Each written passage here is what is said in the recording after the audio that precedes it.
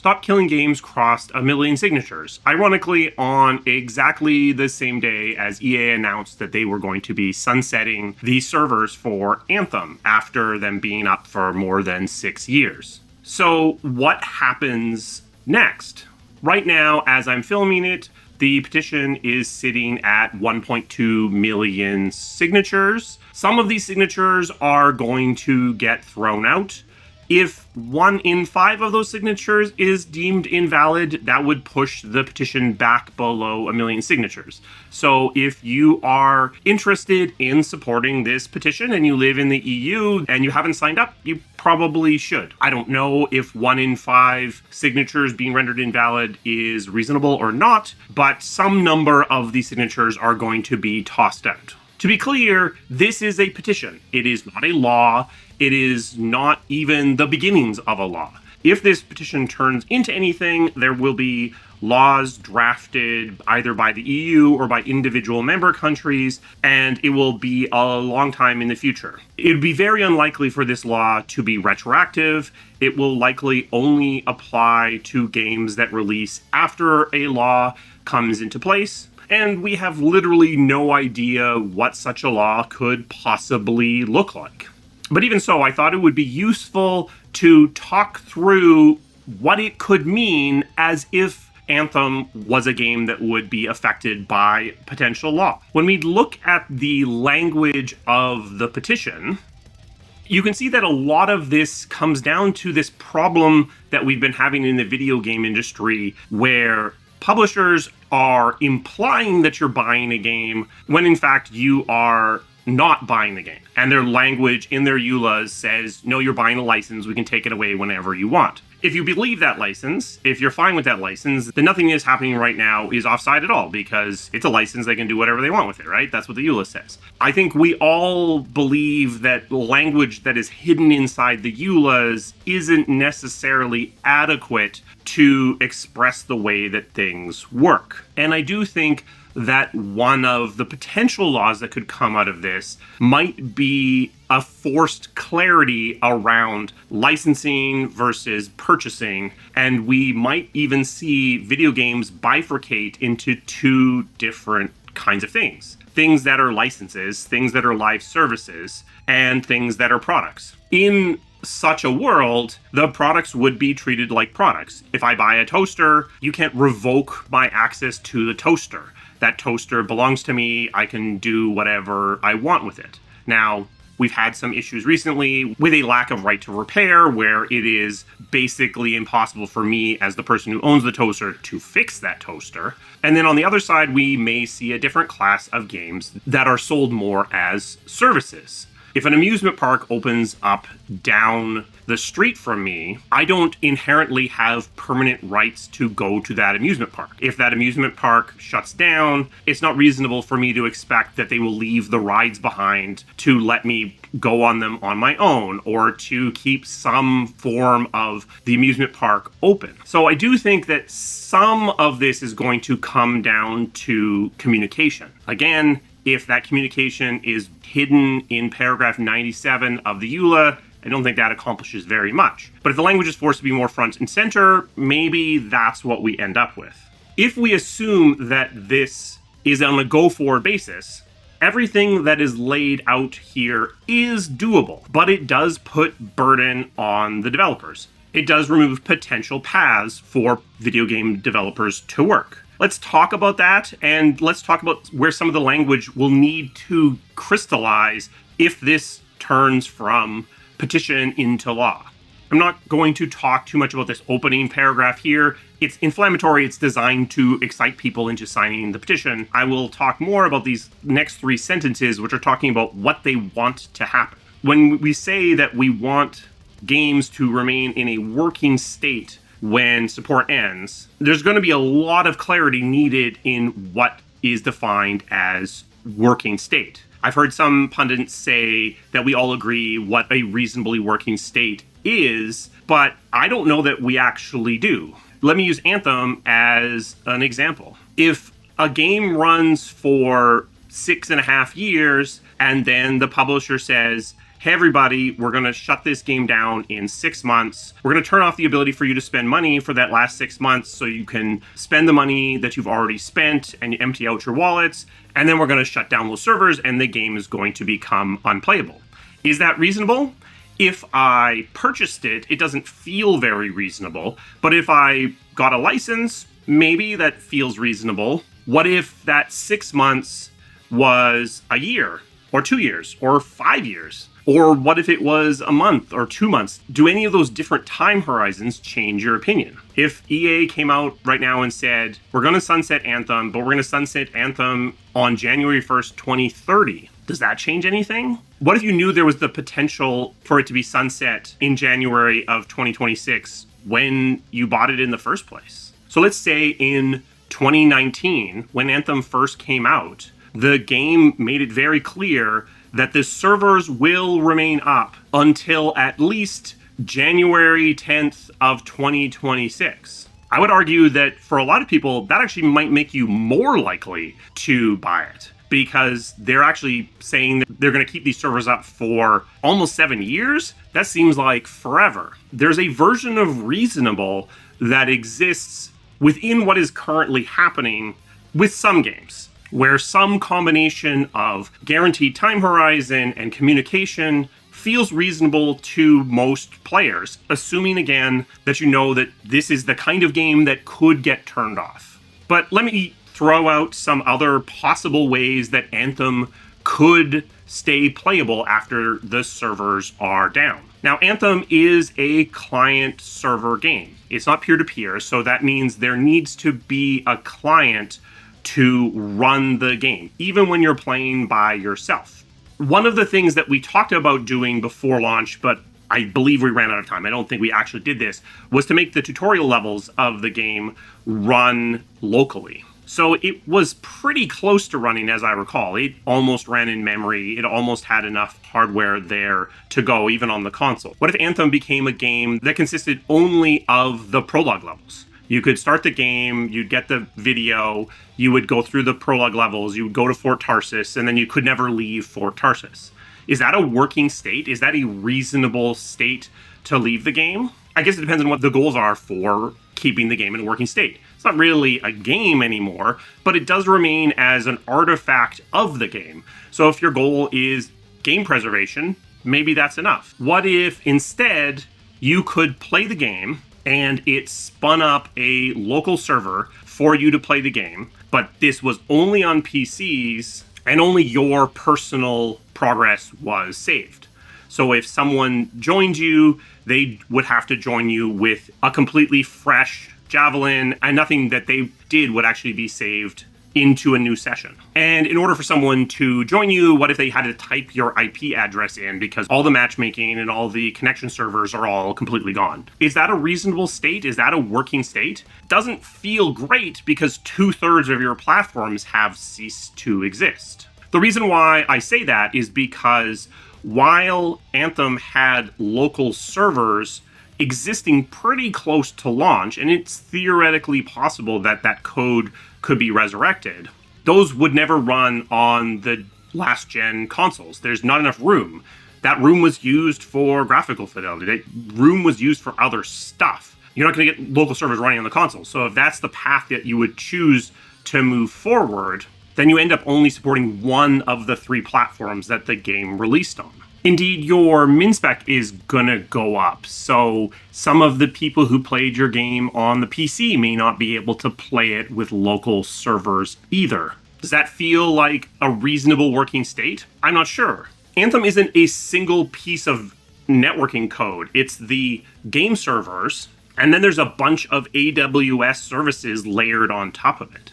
So even if you were to do something that I'm pretty sure EA would never agree to do, which is give the actual network servers out to the public to run independently, it's not going to include the matchmaking servers. It's not going to include the code that holds on to people's progress.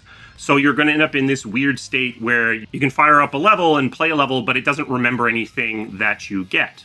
And as you start to layer more and more of these services on board, the burden placed upon whatever fan group is being imagined to run this service becomes heavier and heavier. It starts requiring specific pieces of hardware, might even require specific service providers like Amazon to be inside the loop to make it work. And I don't think any multinational corporation is going to trust fans to make them be on side with the law. If the law says the game has to remain in a working state, and the only way that happens is if fans continue to run servers, and if those fans decide to stop running those servers, suddenly EA or Ubisoft is offside. That's not going to be the path they're going to choose to go with, because they don't want to be reliant on unpaid fans to keep the services up. My point isn't to say that asking for government regulation around the way that service games are run or designed or supported in their endgame isn't reasonable. In fact, I think it's very reasonable. I live in a country that doesn't have Kraft macaroni and cheese, that has Kraft dinner, because by Canadian law, you can't call it Kraft macaroni and cheese because it doesn't have any cheese in it. I do think government regulation is often required to rein in the worst potential business practices that corporations are going to get themselves up to. The reality, however, is that when you have language like working state, when you use words like reasonable, that needs to be clarified into something that is law. And typically, lawyers are involved in that process. And one group that has access to lots and lots of lawyers are the video game publishers. It's likely that the publishers themselves would be quite involved in drafting the language that goes into any law that comes into being as a result of this petition. When we look at the language of the petition itself, we similarly have places where lawyers could inject themselves into the process. When you use language like functional or playable, again, what does that mean?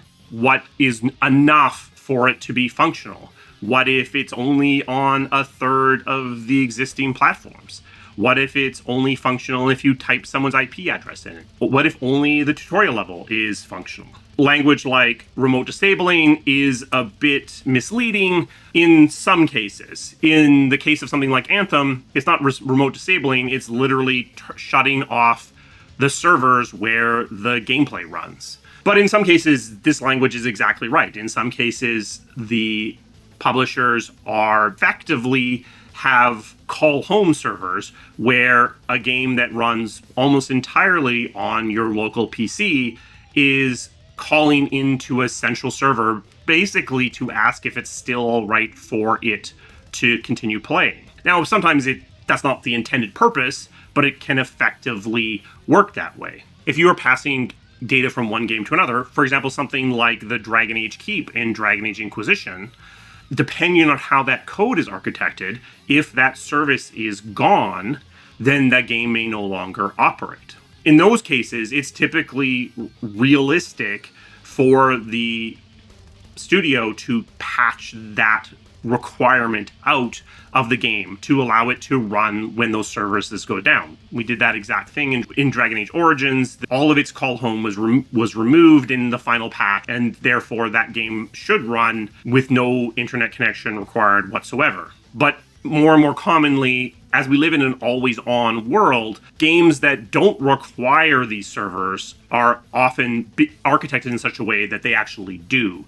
And so they effectively can be remotely disabled by a relatively small service being turned off. But that's not always the case. MMOs, most of what's going on is happening on a server. You're not remotely disabling the game, you're turning the game off. What effectively is happening is the client that allows you access to that game that's running without you is disabled as a result of that server going down. Now, is this semantic? Kind of, but the reality is laws are mostly semantics. So a lot of what happens now is picking this apart and figuring out where the boundaries are. Like I said before, some of this might come down to language and communication, about communicating that this is a game that is a service. As a result, it exists only so long as the studio that created it continues to provide that service.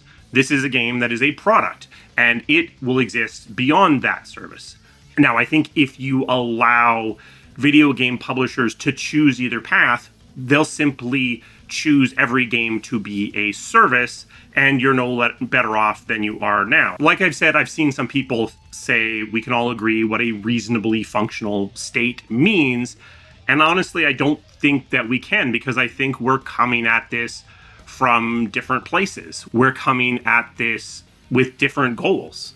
With a game like Anthem, some people want to continue to play with the character that they had, with the progress that they had, with everything unlocked as it was before. For some people, they just want it to remain as an artifact, and the prologue would be enough. And those are very different things that require very different kinds of support.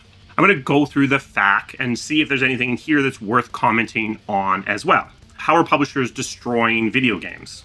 I'm not going to read this out, but I'll leave it on screen and you can read it as you want. The word that jumps out at me is repairing. So I think what we're trying to evoke is some of the right to repair laws that have come into place in the EU. Again, I think there is a difference between the majority of this game exists on my PC, and there is some form of call home that's being disabled, thus disabling the game, and the majority of this game exists on a server, and that server being down prevents the game from running. And the necessary work to remedy those two different situations is also very different. Why should people care about publishers destroying video games? So I agree with part of this and disagree with another part of this. I do think that we are seeing an assault on consumer rights and the concept of ownership. I think that video games are trying to have their cake and eat it too, to a large degree. They're trying to sell you a video game to have you own a video game and then treating it as if it's a license.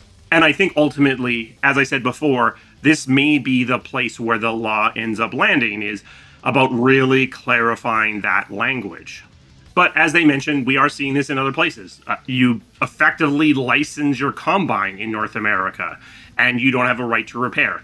And that's stupid and terrible. I think when we get into this second part, I have a little bit more in me. Again, using the example of a theme park, if I create a theme park, that is a service. Even if that theme park runs on tickets and I can go into the theme park for free and I pay to ride the rides. That's actually quite a bit like a free-to-play game where I have access to it, I can enter the park, but then I pay to do some of the more fun things.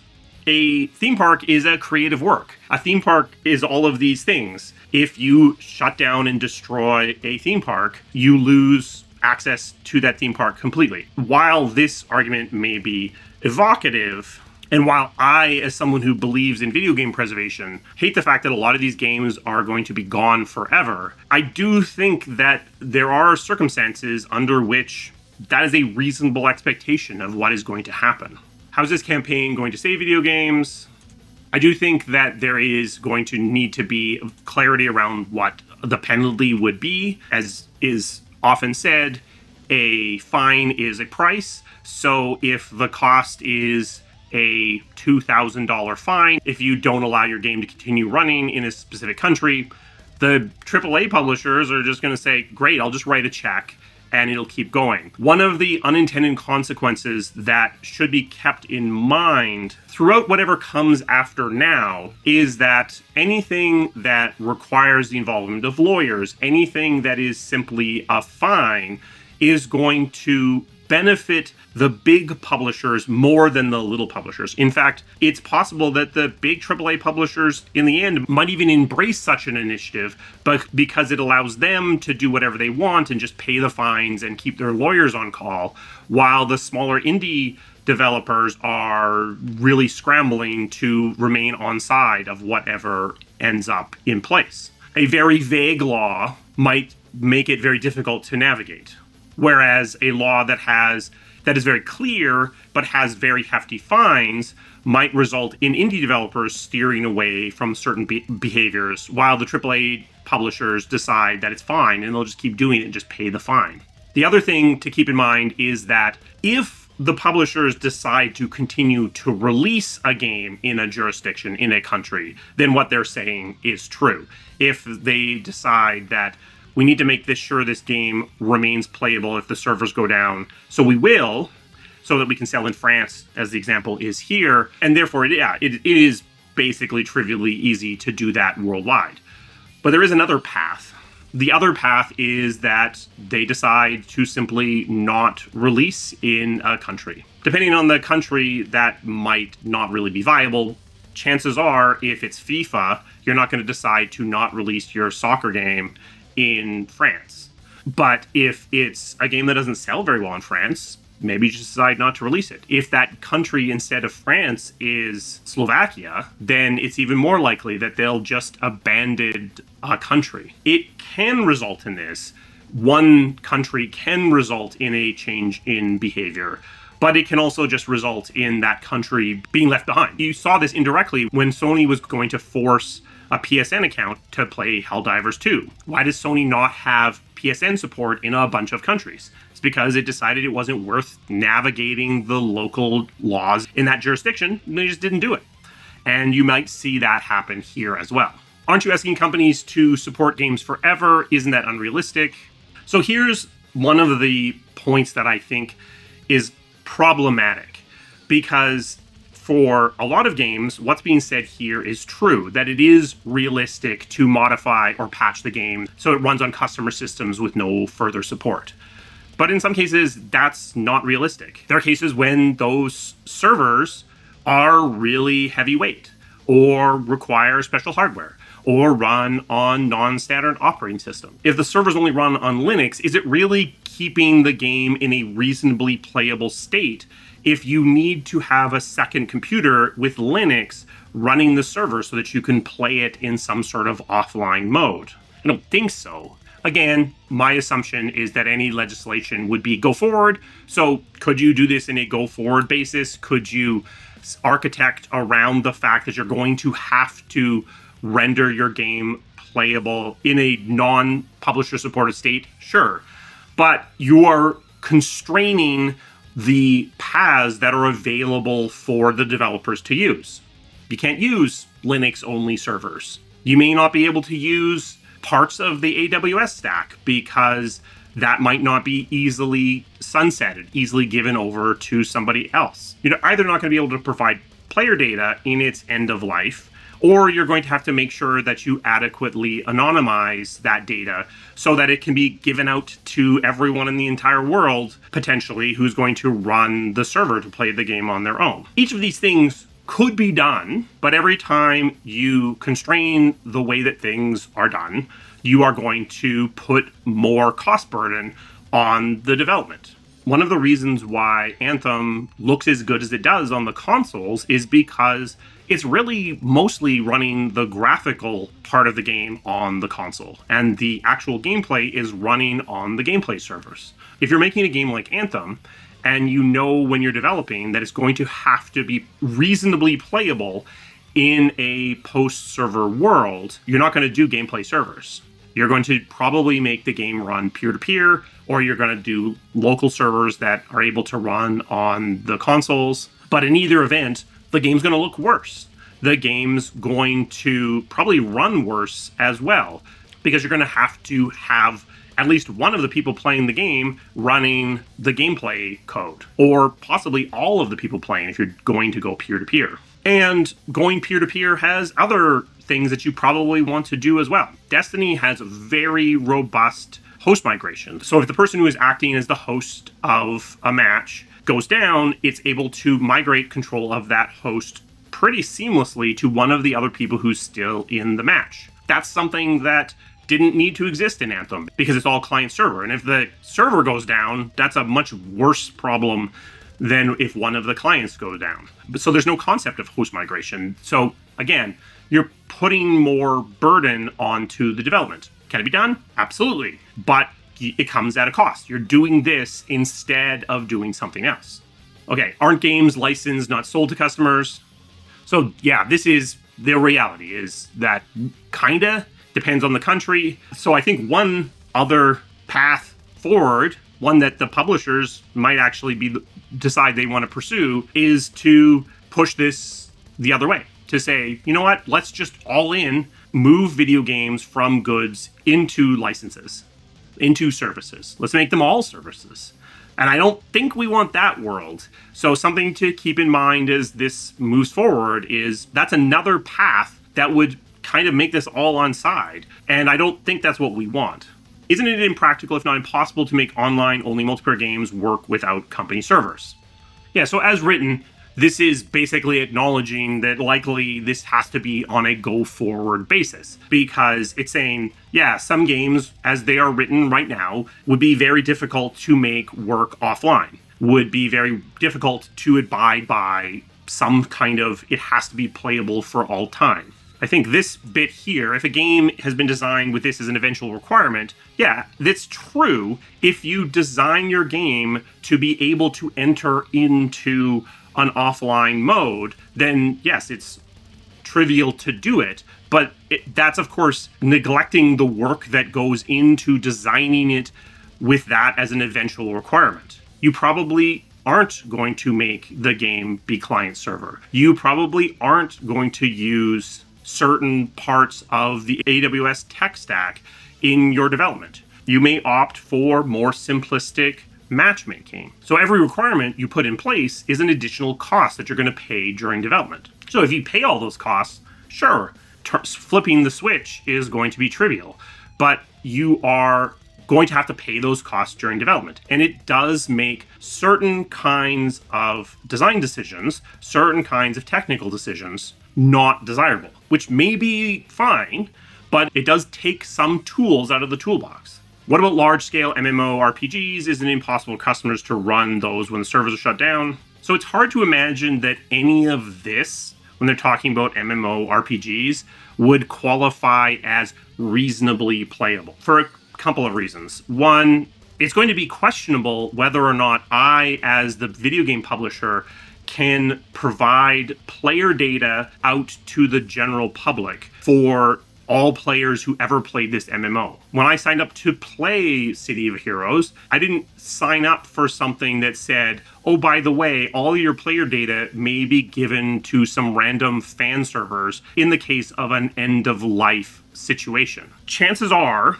in a world where you are shutting down the servers and you're going to give the servers to fan sites to host them, chances are that all of the player data would have to be stripped from that process. Maybe not. Maybe it can be sufficiently anonymized so that it's fine and you don't need permission from every single player to do it. But my guess is that the legally safe thing to do is to just strip them bare. There's no player data. Everyone who wants to play this MMO is now restarting from scratch, which I suspect is not what most people are imagining when they're imagining the game staying in a reasonably playable state.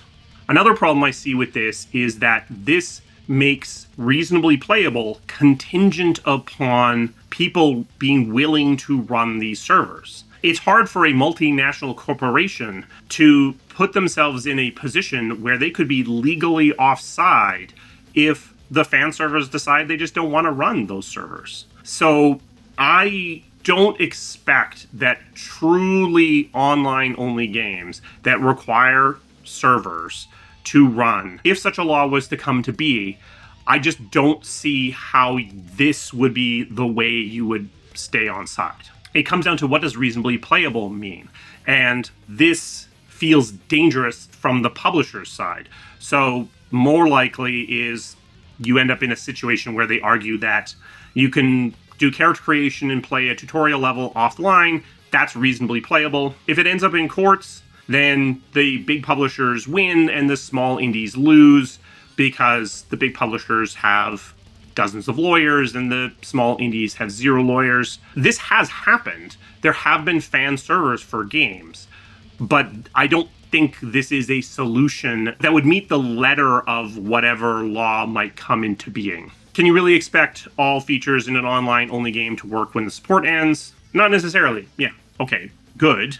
But here's where we get into, well, what does reasonably playable mean? What does continue playing the game in some form mean? I would argue that reasonably playable and unplayable in any form are pretty far apart. I can make a game playable in some form, at least legally so, a lot more easily than I can make what most people would consider a game reasonably playable. So I don't know. I don't know how you define reasonably playable. I don't know how you define it in such a way that it doesn't require every case to go into a courtroom. And I disagree that we all agree what reasonably playable means. I think we agree on the edges. I think we agree that all features are accessible, definitely reasonably playable. And I think we all agree the title screen comes up and you can't do anything else, not reasonably playable. But I think there are lots of stopping points between those two extremes where we may disagree as to whether or not something is reasonably playable or not. Wouldn't what you're asking ban online-only games? Effectively, what they're saying is true. It wouldn't ban those games, but it would mean that some developers might decide to not do online-only games in those jurisdictions, or at all. It might mean that some developers might lean away from certain styles of game because the requirement to make them playable in end of life might be seen as too burdensome. So while legally online-only games wouldn't be banned, you would see some people move away from support of that style of game. Isn't it unreasonable to ask this of free-to-play games? So I don't exactly understand our proposed regulation would have no impact on non-commercial games that are 100% free. Nothing that I see in any of the language so far seems to agree with that. Maybe there's some piece of more legal language that's here somewhere that I missed. But everything that's said here seems like it would apply to 100% free games. I largely agree with the sentiment here, which is if the thing costs $60 to purchase or if the thing is run by microtransactions, they're the same in large part. So I don't know why your expectations of end of life would be any different between the two. Isn't the law on this already settled? I would argue that no law is fully settled. I mean, yes, like they say, it is basically settled law in the United States that it's a license and the publisher can do whatever they want. Like I've been talking about, I do think there are circumstances, the amusement park example that I keep going back to, where effectively this does happen in the real world. And I think a lot of this goes back to the fact that game publishers are pretending to sell you something when in fact they're licensing you something, and they need to pick a side. They don't get to straddle this line any longer. Wouldn't this be asking the company to give up intellectual property rights? I don't see how it would. No, yeah, it wouldn't.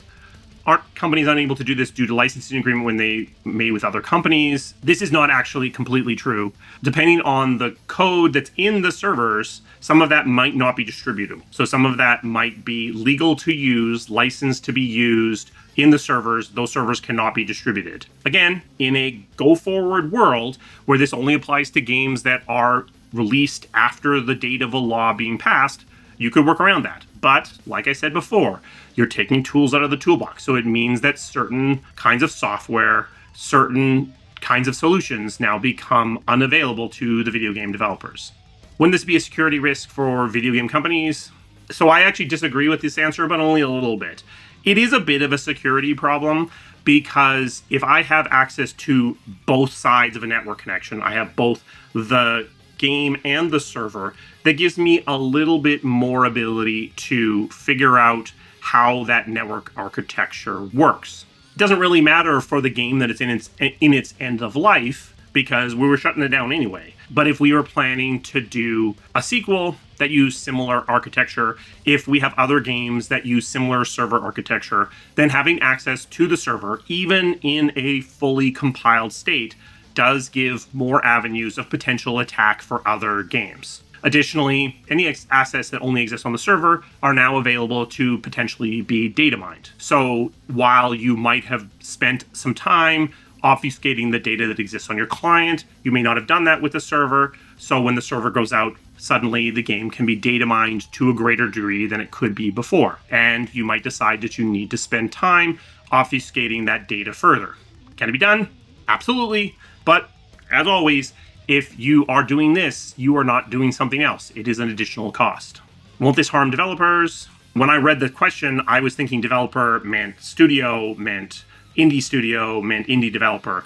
I think he's using the word developer more broadly to mean anyone who works in dev, which fair enough. I kind of actually agree with what he's saying. As a person who worked on a game like Anthem, it sucks that you worked on it and then the studio decided to shut it down, and that thing you worked on for years and years is just gone forever. This bit here is also true for people who are developing their own games. This kind of needs to really be two answers, I would argue. Keeping the art that I worked on available for people to see is good for individual developers, people who work within the industry, who otherwise might end up in a situation where nothing they worked on is accessible any longer. Now, depending on what reasonably playable means, maybe the things I worked on aren't accessible any longer anyway, because maybe I built raid bosses and the raid bosses are no longer playable in this reasonably playable offline state. I think the sentiment is right. But anytime you put additional restrictions in place, anytime you put additional requirements for individual developers who are making their own games, indie developers, small studios, this is a burden. You are putting additional costs onto their plate. And while doing it in a go-forward basis certainly makes it much more manageable, you can't argue that it's not going to apply additional costs to certain kinds of game development. Won't this bankrupt video game companies? So there is a danger here. I think this is incredibly dismissive. It really depends upon the way that the kind of game you're making and the way that it's architected. So it's not trivial for certain kinds of games. But yeah, I mean, the end result is this is not exactly true. There are even MMOs made by small studios with pretty loosey-goosey servers that go down pretty fast because they're barely able to pay for them even as they launch. If such a studio released MMO and such a law was in place, yeah, it could bankrupt them. I think the much more likely outcome is that indie developers will just steer away from the kinds of games that would risk getting them offside of this kind of law. So if they are making a multiplayer game, they'll make a peer-to-peer game. So there's nothing to do when they're done supporting the game. The game just stays in a workable state. They won't make client-server games. They don't have to deal with end-of-life server support. If a small studio did decide to do this, did decide to get themselves offside on this, yeah, it could bankrupt them. But much more likely, the end result is simply that the smaller studios simply won't make the kind of game that would require significant work in its end of life. Does it mean publishers would have to release copies of the game to ban players for hacking or disruptive behavior? Okay, I don't really have anything to say about that. Sure, I guess. Isn't what you're asking for impossible due to existing license agreement? I'm not sure how that's different than the licensing thing above. The law they're imagining is a go-forward law. Everything else would be grandfathered in, so fair enough. So it does, again, take tools out of the toolbox. You are potentially adding additional costs to game development because things that maybe would have been licensed now have to be implemented in-house. And that $50,000 cost might turn into a $500,000 cost. It does mean that potentially you don't use licensed music because the license expires and you have no way of scraping it out once you're in your end of life, or you have to scrape it out before you enter your end of life. It means stuff. It takes tools out of the toolbox. Doesn't the wording on the initiative need to be more specific? Basically, what this is saying is, uncharitably, this is a petition designed to get you riled up and sign the petition. The actual law would have different language. Yeah, exactly. This is not a law. It would need a lot of additional words, a lot more specificity to be a law. But it's not a law. It's a petition. No one's going to sign a petition if it's 17 pages of legalese. So, sure, as written, there's lots of language that can be argued over, but it's not a law yet. Will this consumer action result in the end of live service games? It could in some jurisdictions. Like I said, if only one country put a law in place that was draconian enough, there's a non-zero chance that the game publishers might just decide not to release their live service in those games, or to turn off the monetization, and thus rendering the economy completely broken. To be clear, it's not a guarantee that the costs to this are far outweighed by potential sales. It really depends on if it was the entirety of the EU. Some games don't even get localized, which means they can't be sold in certain countries. So this is a decision that does get made. So it is possible that the decision would be made that it's not worth doing. I do think that it could result in less live service games, not from the major publishers, because like this says, they make lots of money, but potentially from the smaller developers, because they might decide that their costs aren't beaten by potentially selling this kind of game. Because, if you're only going to get 1,000 MAU, it may not be worth doing all the work to make sure that you can be on side for a potential law. And finally, do these efforts impact single player or multiplayer games? It says it impacts both games, and I think that's right. And this is where I go back to what I said earlier about Anthem. Maybe what we'll see is a bifurcation. Maybe we'll see this is a single player game, and it can be treated as a single player game and is going to have its call homes disabled, or maybe not even have them in the first place. This is a multiplayer game. The servers will remain up until this end date, and maybe the law will require a certain minimum amount of time. So when I sell you a game like Anthem, I have to tell you the servers will remain up until January 1st of 2023 or 2024 or 2025 or 2026. There's a minimum of 24 months or 36 months or 60 months, whatever. And then that is how these games get around this, by saying the plan is that the servers are going to go down in 6 years, and then if the game is doing really well and you reach the 6-year point, I'm sure there's a way you can keep the servers up. That's where we are right now. Like I said, the petition currently has about 1.2 million signatures. I don't know how many of those signatures are going to get thrown out. So it's possible that it is still below 1 million legitimate signatures. I think we're getting into the number that it's likely got enough signatures to be valid. From here, I don't know what happens. I don't know EU law, but there's a long process of actually drafting the law, and there's going to be a lot of lawyers involved in that drafting. My suspicion is once the lawyers get involved, you're going to see a lot of lawyers with connections to the big video game publishers start to put their thumb on the scale and start to make whatever law starts to be drafted be good for them. And in that case, we might end up in a situation where such a law has minimal impact on the AAA developers and is actually quite onerous on the indie developers. And that's not what anyone wants, I don't think. I think what we want is greater accountability from the big publishers. And arguably, I think most of us would probably be fine if the indies could still kind of do whatever they want. I don't know how you possibly write a law that allows the indies to do whatever they want while the big publishers are held more to account, but I think that's what we all kind of want. So as this moves forward, certainly governments do not have the best track record when it comes to writing laws that are impacting the tech industry, and video games are at least peripherally the tech industry. So as this moves forward, if you're interested in this, I would keep an eye on it, because it is possible that this starts to turn into something bad, that this starts to turn into something that is beneficial to the big publishers because it squeezes the little players out, or something that results in certain kind of games effectively being impractical to exist within the EU. I suspect the publishers would definitely work really hard to steer away from such a legislation, but you never know when a bunch of people are voting on a law.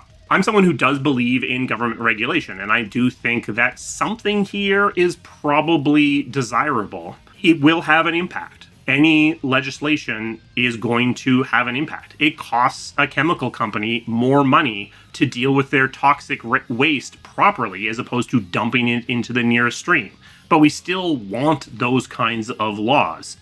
So we'll see what ends up happening here, and maybe this will become a pattern for the industry globally. We'll see as it moves very slowly through the legislatures and courts of the world. I guess we'll see what ends up coming of it. I do worry there are some paths from here that could result in some bad legislation. Most likely outcome of this, cynically, is that we end up with something that doesn't really have much of an impact on the industry at all, and things kind of continue as they are now, possibly with slightly clearer labeling. A special thanks to my members. They provide the resources that this channel needs to keep running. If you're interested in becoming a member, there's a link to that down in the description. We also have a Patreon if you are more interested in supporting us that way. Both patrons and channel members get access to our Discord, so if you want to interact with this channel's community more deeply, that's a great way to do it. I'm not a lawyer, so I certainly think that I could be missing stuff here. We will see where we go from here. I think we're probably a long way from this being any kind of actual law, and I suspect that big video game developers are going to put their thumb on the scale as this moves forward, but I'll keep watching. Do you want this kind of legislation? Do you care? Have you been burned by a game going down? When you look at a game like Anthem, what would reasonably playable mean to you? Put that down in the comments. Would the tutorial level be reasonable? Would I can play by myself through the critical path campaign, but nothing else? Is that reasonable? Would all progress is lost, but there are local servers that I have to type IP addresses in be reasonable? Put your thoughts down in the comments. I will see you again soon. Thank you.